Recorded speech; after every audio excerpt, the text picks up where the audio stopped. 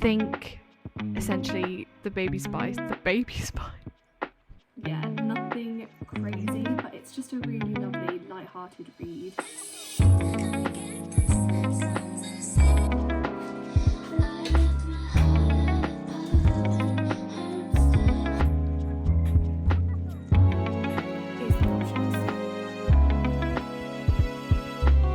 Guys, I'm really enjoying this book so far. Good evening. It is currently 8:27 on Tuesday the 13th of May, and I really wanted to do a weekly reading vlog, and I didn't record yesterday. And it's now the evening of Tuesday. But you know, you got to start somewhere. Better late than never, I guess. So if you watched the previous video that I made, you would have seen that it was a reading wrap up. Whoop whoop. So we're just gonna start talking about the new book that I'm reading. Look, brain is frazzled, everything is frazzled. Let's talk about it. Boom, it's this one. I'm currently reading The Baby Dragon Cafe by A.T. Creshy. Again, I'm so sorry if I'm apologizing that wrong. Okay, yeah.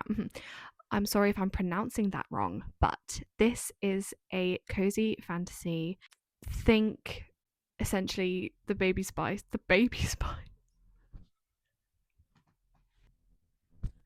I was gonna say the baby spice cafe. I'm actually so delusional right now. What is happening? It's like the pumpkin spice cafe, but instead it's baby dragons. So I am currently 106 pages in, which is chapter 10. It's not a big book, it's pretty short, it's a cozy fantasy. I'm expecting to get through this pretty quickly, even though I am a relatively slow reader. I'm enjoying it so far. It's just a chill, cozy fantasy. It's a romance as well. Our main character, Saphira, that's how I've been pronouncing it. She is the owner of the Baby Dragon Cafe, and she is kind of struggling for money. It's set in a world where obviously there are baby dragons and other mythical creatures that exist that you can have as like pets and things.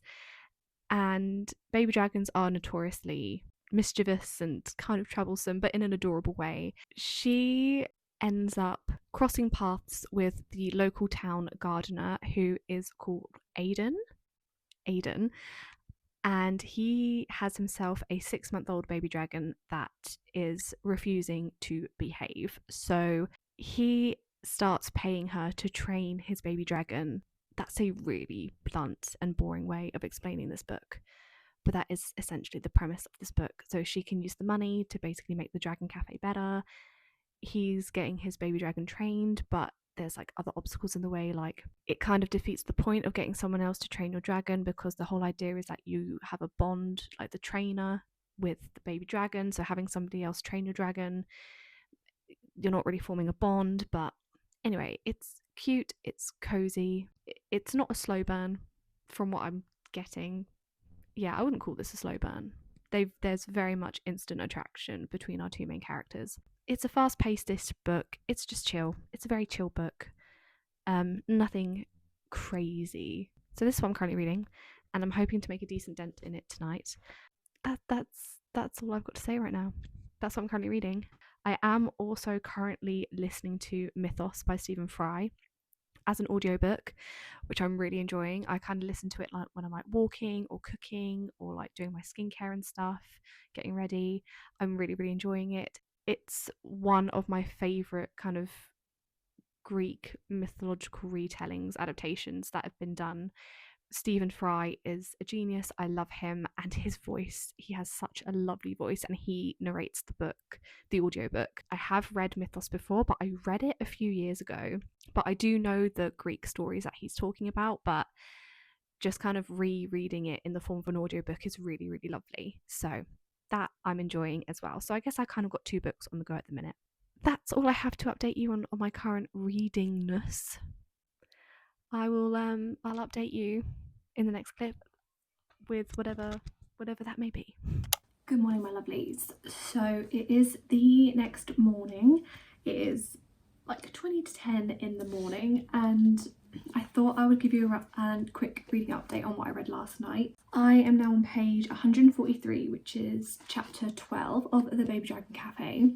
This is a really cute book. Like, it's nothing crazy or like new or original, in the sense that all the tropes I've seen before, the vibe is very similar to your classic cozy fantasies and like cozy romance stories. It's, yeah, nothing crazy, but it's just a really lovely light-hearted read. The characters are really sweet. We've definitely got this sense of found family that's building up, that's kind of very common in these type of books. It is a little bit samey to, for example, the Dream Harbour series, the Pumpkin Spice Cafe.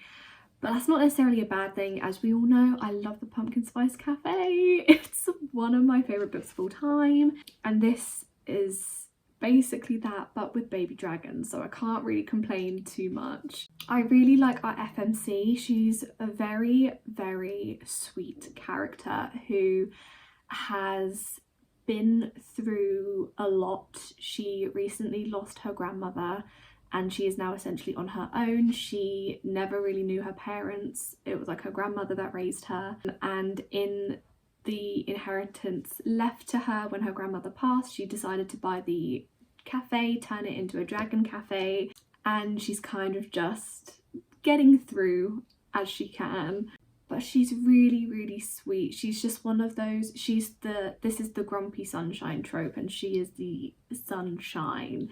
And then our MMC, he's quite misunderstood. He's that kind of character where people think he's a bit broody and very recluse and a bit rude, but really he's just really shy, anxious, doesn't really do well in big crowds, but he's kind of pushing through those boundaries for Saphira. And then of course we have the baby dragon Sparky, who is just adorable. Sparky is so cute. The way dragons are described in this book is very similar to like dogs. So kind of young, hyperactive, jumping around, craves attention. It's so cute, this kind of little unit that's being blossomed between Saphira, Aiden and Sparky. It's really cute. Don't have too much to really say about it. I've just got a little over halfway to go, so I'm hoping to finish this pretty soon. But what I do need to do is do some uni work, because I am in my last 2 weeks of uni of my undergrad, which is just crazy. But I do have some assignments that I need to crack on and work on, and then I have work this afternoon. I'm gonna go make a cup of tea, and then I'm going to crack on with my marine biology assignment. And then when I take a bit of a break, I think I'm going to read some of the Baby Dragon Cafe. So let's go make ourselves a nice cuppa.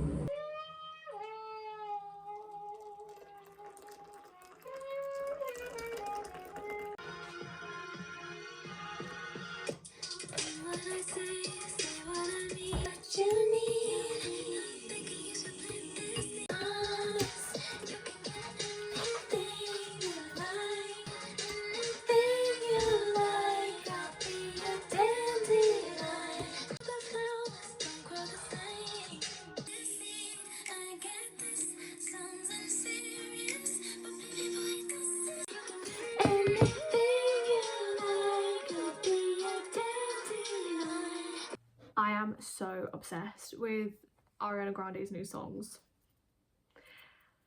I am obsessed. They're so good. So I am going to crack on with my uni work for the next hour and a half-ish. It's like 10 to 10 now. And then we'll take a bit of a break and hopefully get a little bit of reading done. I can't work in silence, but I also can't listen to like music, so I usually put on like some ambient noise. Make sure you got your water, it's very important.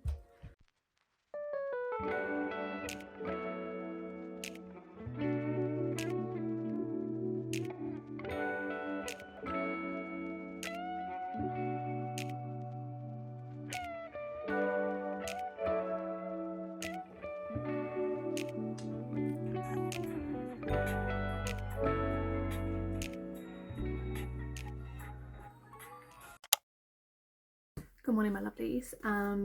I wanted to give you a update because I have finished the Baby Dragon Cafe. I finished it this morning. It took me a little bit longer to get through than I was expecting, I've got to be honest, but I have finally finished it and I'm going to give it an overall rating of 3 out of 5 stars. It was a fun little romance read with baby dragons. You know, there wasn't anything, I guess, massively new that was brought to this. This was a little bit kind of copy and paste of the Pumpkin Spice Cafe, but I still enjoyed it. It was like a nice in-between read. I don't know if I'm going to kind of pick up the next books that are going to be released in this interconnected standalone series. If I do, maybe I'll like listen to the audiobook or rent it from the library or something. But like it was a fun little cutesy read, cutesy cozy fantasy romance. No spice, so if you don't want spice, this might be a good one for you.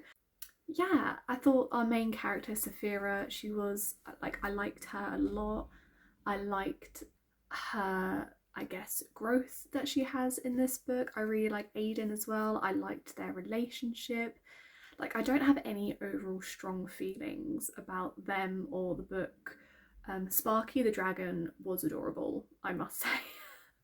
Sparky was super cute. So if you are going to pick this book up, I'd recommend picking it up for the little dragons because the dragons are adorable in this book. But that now means I need to choose. Oh, this does now mean that I need to pick my next read. And I think I'm feeling fantasy.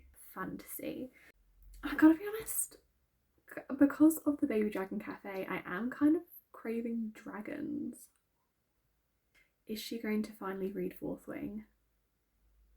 Should we have a little look at the TBR cart and see what we can pick from? Okay, here is my wonky top shelf TBR cart. These 4 books, they were picked from my spring TBR jar video, but I don't think I'm in the mood for any of them. I really do think I'm in the mood for dragons.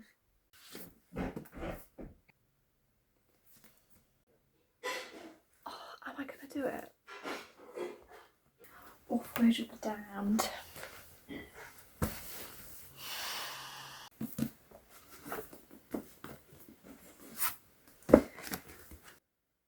These are the options. We could do Fourth Wing by Rebecca Yarros. We could do Dragon Rider by Taryn Mathrew. We could do Fathom Folk by Eliza Chan. Or we could do Voyage of the Damned by Frances White. I don't think this has dragons in though. Okay, day 1, Feast of the Dragon, lol, okay. Ooh, I might do Voyage of the Damned actually. I actually think I might do Voyage of the Damned. I don't think this is a series. I think this is a standalone, which would be brilliant to kind of get a standalone off the physical TBR. From the vibe that I was getting when I picked this up, this is giving Agatha Christie meets fantasy meets pirates, question mark. For 1,000 years, Concordia has maintained peace between its provinces. To mark this incredible feat, the Emperor's ship embarks upon a 12-day voyage to the sacred goddess's mountain. Aboard are the heirs to the 12 provinces of Concordia, each graced with a unique and secret magical ability known as a blessing, except one, Ganymedes Piscaro, class clown, slacker, and all-round disappointment. But when a beloved heir is murdered, every one of these powerful people becomes a suspect. Now, Ganymedes, alone and vulnerable without a blessing, must become the hero he was never born to be. With the body count rising, can he unmask the killer before they reach the shore? I think I'm going to go Voyage of the Damned. Okay, let's put these back.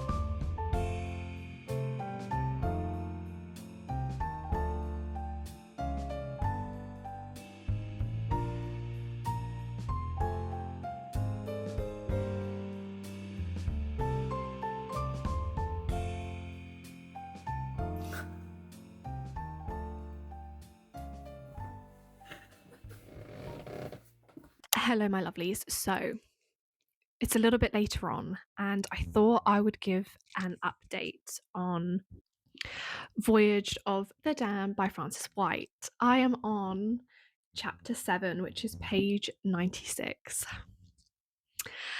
Guys, I'm really enjoying this book so far. I had a good feeling when I saw this in the shop when I picked it up, and that good feeling so far is holding out. I can't remember if I explained what this book is about or not, but basically, in this world, we are in the world of Concordia, and Concordia is split into 12 different provinces, and those provinces are represented by an animal of some kind. It has like this whole history of like the goddess blessed the different provinces with different blessings, which is basically powers, like magical powers. There is definitely a hierarchy. So you've got the highest of the 12 provinces, which is the province of the dragon, who basically rules over them all, and it kind of goes down all the way to the province of fish. And our main character, Ganymedes, I've been saying Ganymedes, or D for short, comes from or is the heir to the province of the fish. And the overall plot of this story is basically once all 12 heirs of the different provinces show that they have inherited the blessing from their parent, they get sent on a voyage to, it's like a sacred mountain. I can't remember what it's called, but they basically get sent on a voyage that lasts 12 days to this sacred mountain. And when they get to this mountain, they have to do some sort of like ceremony thing, I think. And then they go back, the happy days, la da da. Our main character, Ganymedes, is the heir to the province of fish. But for the last, I think it's something like 5 years, him and his father have been lying to the province and the whole of Concordia, saying that he has inherited the blessing when actually he hasn't. There's a lot more like drama, like there's a chance that one of his illegitimate siblings that probably exists because his father doesn't know how to be a faithful man may have inherited the blessing. It's all a little bit messy, but the time has come for all 12 heirs to go on this voyage to this sacred mountain place. And while on this voyage, on the first day, it's a 12-day voyage, and on the first day, a murder takes place. The first thing that I love so far about this book is our main character, D, Ganymedes D. He is so funny. His humor is witty and quite dry, and he has made me laugh so much so far at the start of this book. He's very much the class clown character. he doesn't want to be there. He hasn't got like the inherited blessed from his father, so he's a bit like, why should I be lying to the people? Why am I even here? Like myself, he loves food and he is a massive comfort eater. So he's like, any chance he gets, he's like, where's the food at? Where's my comfort food? This book has got LGBTQ plus representation in it. One of the things that sold me about this book in the shop was when I read the about the author. Frances White really wants to bring more LGBTQ plus representation into the fantasy genre. Physically, our main character D also is kind of more on the bigger side, which again, it's kind of refreshing to see that in a fantasy setting because usually they're like buff and or they're slim and petite and or they're like muscly. So our main character in this book kind of goes against all of the fantasy stereotypes, which is such a breath of fresh air, and his personality as well. Like he is the vibe that I get from Ganymedes. I hope I'm pronouncing that right. He's the side character, basically. He is the epitome of a side character, but in this book, he's the main character. And it's just so refreshing. This is such a refreshing book. I feel like I've never read anything like this before. It is definitely a mixture of fantasy and murder mystery, like Agatha Christie. You know, they're all kind of stuck in one place. They're stuck on this ship for 12 days with a murderer on the loose, and they basically need to try and figure out what is going on. They don't get along. There's lots of like hostility between them, but obviously I'm assuming this murder that occurs is kind of going to force them all together to work together to figure out what's going on. There's such a cast of characters in this book. It would take me forever to go through them all, but the diversity and representation in this book is brilliant. The writing style flows so easily. I have fallen into this book. I have fallen into this world. I've fallen in love with these characters already. Every single character that we have met, the good and the bad, I've instantly attached to all of them. I'm having a really, really good time. So I've just made myself a nice cup of tea. This is my new obsession, this biscuit tea that I've discovered.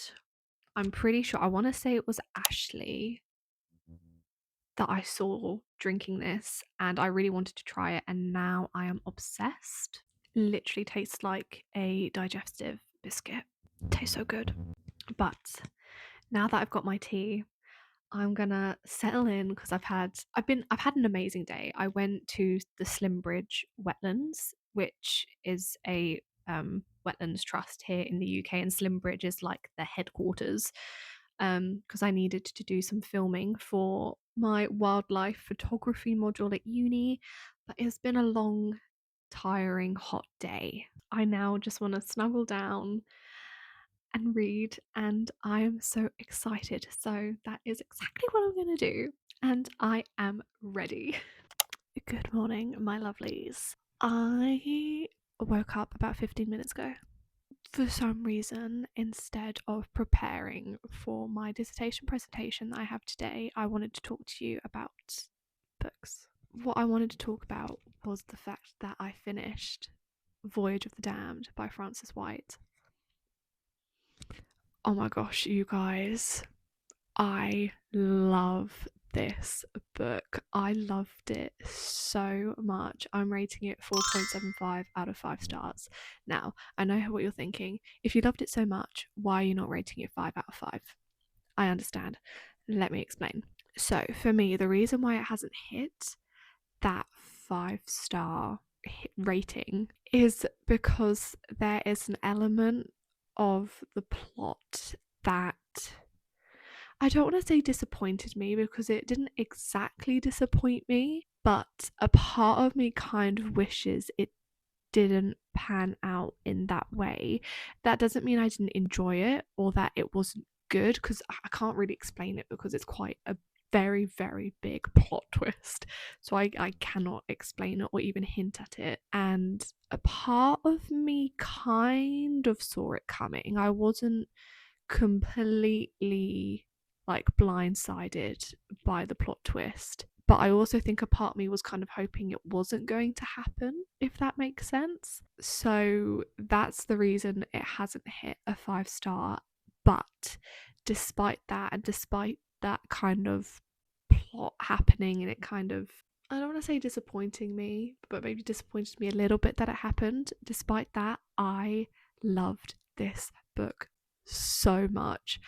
I, from the first page, fell in love with our main character, Ganymedes. I adore him. He is so funny. He is the kind of person that uses humour to cover pain, and that is so evident in his story. The fact that he uses jokes and kind of self-deprecating humour as well to cover how he is truly feeling, which sadly is worthless. He feels worthless, like he has no purpose, like he doesn't belong, but he covers all of that with humour. So in a sense, the book can be quite, when I say dark humour, it's not dark like dark, but for example, if one of the other characters makes a mean comment about him, he'll laugh it off and joke about it. It's that kind of dark humor, but he is so funny. I loved the humor of this book. It was exactly my kind of humor. I just found it hilarious, the amount of times I was actually laughing out loud because of this book was so good. And he's not the only, like, he's the funniest character, but he's not the only funny character. I loved his interactions with all the different other characters, because there are 11 other main characters in this book. I know that sounds like a lot, but another reason why I loved this book so much is because of how easy it was to follow. I was not lost for a single second. I remember when I first picked this book up, I felt quite intimidated by the front because of like the fact that there were 12 provinces, which means there were 12 different characters to follow, and there was the layout of the ship. Like, I was worried I was going to get a little lost with it all. That did not happen in the slightest. It flowed with this book so easily, and the way that Frances White laid out the world building, I think is brilliant in this book. I could just see it so clearly, and I just understood it so quickly. It helped me fall into this world and fall into this book and fall in love with our characters. I loved every single character. Obviously, there are characters you're not supposed to like, but you love them anyways. I just loved every single one. I loved the relationships that were formed in this book, the found family, the friendships, the bonds that were formed. Like in a classic murder mystery, when you kind of put all your characters into confined space, it makes that mystery even more enticing as to who is committing the crime. And I love the fact that it was on a ship, very contained, made it not too complicated or confusing. I did not see where this book was going to go. I did not predict the plot twists or the storyline or how it ended. I guess the plot point I was talking about at the beginning, and then one other plot twist that I kind of knew was going to happen, but I didn't know it was going to happen till like a page or two before it happened. I kind of was like, I think this might happen, and then it did, literally the next page. But apart from that, I didn't kind of predict anything. I was unraveling the mystery alongside Ganymedes, which was so fun. It kept me on the edge of my seat. It kept me intrigued. I could gush about this book for ages. I loved it so much. It felt original, it felt fresh. I haven't really read anything like this before. So much representation in this book as well. It's brilliant. Basically, representation of near enough every ethnicity under the sun. There's disability representation, LGBTQ plus representation, age representation. There's ages from like 30 to 6 in this book. I guess that's not really age because you haven't got any elderlies. Okay, scratch that. Maybe not age. Even down to kind of physical body representation as well. This book covers it, which again was such a breath of fresh air, especially in the fantasy genre, which is something I think I mentioned before that the author purposefully wants to do, wants to try and include more representation within fantasy, which again, massive breath of fresh air. Yeah, I really, really love this book. If you're debating on picking it up, please pick it up. I highly recommend it. I cannot wait to read more from this author. I think she's releasing a book soon. There is a snippet of it on at the back, but I haven't read it. But it is called The Bone Door, and it is a wonderfully dark and mysterious fantasy. So it sounds like it's going to be a little bit different from Voyage of the Damned. Still a fantasy, but dark? I wouldn't call this one dark. So good, and I will probably have to reread this at some point in the future because I had such a fun time with it. I forgot to mention that I do have a cup of tea. So if you don't have a nice hot beverage with you, I highly recommend going to get one. I love a Assam tea in the morning with honey and a splash of milk. It just sets my day right. Once I had finished Voyage of the Damned, I was a bit like, what am I in the mood for now? And I actually watched a Instagram reel not too long ago, kind of talking about the negative effects of book talk on readers. Obviously, I'm not out here to shame book talk because I love what book talk has done for the reading community, and it has widened my reading gaze for sure. But I do agree with the fact that book talk has now kind of saturated certain genres, i.e., romance, fantasy, romancy. And it's all feeling very samey. All the same tropes are propping up, and I feel like it's now getting harder and harder to be original in those genres. I think that's why I loved Voyage of the Damned so much, because I have not read anything like that before. One of the things I probably won't be able to find the reel, but one of the things he was saying in his reel, it was like, if you feel like you're feeling stuck and that you've kind of shoehorned yourself into one genre, do yourself a favor and just pick up a completely different genre from the book you've just read and see how you go. So I was looking at my TBR cart, and the book that jumped out at me, which I was quite surprised at, I knew I wanted to pick a book from a genre that wasn't fantasy, but I wasn't expecting for this book to jump out at me. But I decided to start Welcome to the Hyungnam-dong Bookshop by Hwangbo Room.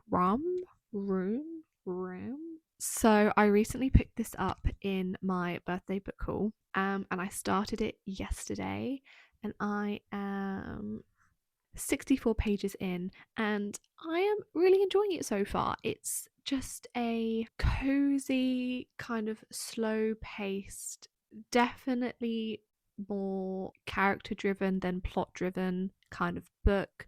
I think it's set in South Korea, and we follow our main character Youngju, who has opened up a bookshop. We haven't really, the only reason I know this about the book is because it says it on the back, but we haven't actually gotten to why she's decided to open up this bookshop in the book itself. But I know that basically she's lived the life she was supposed to live, went to university, married a decent man, got a corporate job, blah blah blah, but she kind of had a realization that she wasn't very happy and life wasn't fulfilling her in the way that she was expecting it to. So she basically decides to start again and move out of the city, leave her job, and open up a bookshop. So this book is then about kind of the people that she meets, her navigating this new chapter of her life. So like I said, it's very more character driven than plot driven, but I'm enjoying it. It's a nice change of pace from Voyage of the Damned, and I think that was the whole point of what the guy in the Instagram reel was saying, keep yourself on your toes, in a sense of when you read the same stuff, you're going to see the same things. So it's important to mix it up a little bit. So this is what I'm currently reading. A nice kind of break from the fantasy murder mystery. Like I said, I'm only like 60 odd pages in, so we haven't gotten too far into it. But one thing I am really liking at the minute is the chapters are quite small and easy to digest in the sense of their size. I really love shorter chapters. It makes me, I don't know what it is about a shorter chapter, but I get through a book quicker. I don't know if that's just me. Yeah, it feels quite easy to digest and to read. And I really love that. Obviously, this is originally a Korean fiction book, and there is Korean words in it like ajuma and ajushi, which I thought was quite fun because I was learning Korean and I have watched a lot of K dramas. So it was quite nice to see certain words pop up that I knew and understood. Even if you didn't know some Korean words and Korean language, that doesn't matter in the slightest. I've been rambling for 16 minutes and I should actually probably prepare for this presentation that I have today. So I'm going to finish my tea, start getting myself ready, and actually prepare for my dissertation presentation. Anyway, I will hopefully update you relatively soon. I've got quite a busy week this week. Like I said, it's my last week of uni as an undergraduate, so these clips may be very much sporadic. I still hope it can all come together in a coherent sort of way, and hopefully I can update you relatively soon with welcome to the Gyeongnam-dong bookshop. I will see you guys in the next clip.